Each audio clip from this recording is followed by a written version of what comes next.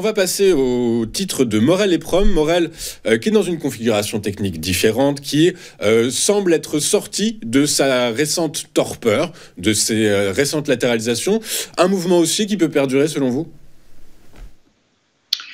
Eh bien, je pense que le mouvement, il est bien parti. Je tournais la tête là un instant pendant que vous parliez pour regarder le cours actuel et effectivement, eh bien, Morel et Prom semble continuer sa hausse. Alors, on a eu une période cette année l'année dernière maintenant, je dis cette année, entre mars et le mois d'octobre, on a été dans un range, dans une zone importante, en gros entre 7 € et 4,72 €. Puis on est revenu à l'automne à l'intérieur d'un autre range entre 4,20, 4,25 et 5,18. Et puis, il a fallu attendre les tout derniers jours de l'année dernière pour voir les acheteurs à proximité du haut du range, eh bien, franchir celui-ci. Ils ont franchi également le 31 décembre,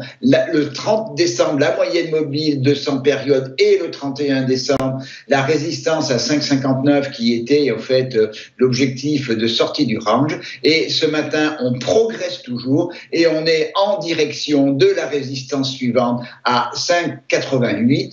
Puis derrière, on aura 6,11 et 6,32.